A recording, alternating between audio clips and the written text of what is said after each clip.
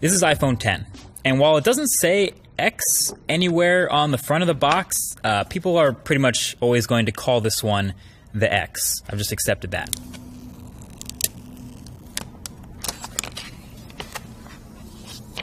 So this is your first look at the unboxing experience, and spoiler, it's pretty much exactly the same as iPhone 8 was, and almost every other iPhone. Headphones, adapters, stickers, it's all in the box, but I guess it's a good thing there's no surprises here. So you can see right here off the bat, it's a really shiny, chromy, reflective phone. This is the silver one, and you can see how shiny the sides are. The space gray one, though, is a bit more toned down. And so the only thing that was actually new during this, obviously the biggest difference is the display up front.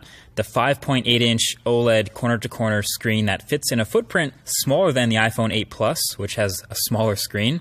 So naturally, pretty much all the focus is going to be on that, and the notch at the top, and how apps handle it, etc.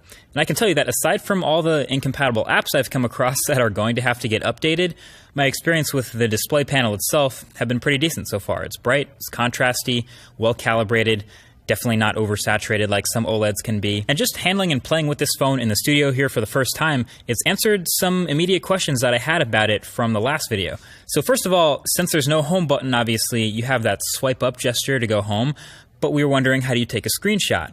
That is power and volume up. So that's the new screenshot combo for iPhone 10. And then since holding the power button now goes to Siri, how do you turn the phone off? Well, it's going to be long pressing the power button and volume up key, and that'll get you to see that power off menu. So those are two new key combos to memorize there. And then of course I was reminded of how many gestures there are now to memorize. Obviously when you get rid of a button, there's a whole bunch of swiping and gestures to replace it. So there's the multitasking and app switching motions, which are pretty similar but both kind of useful.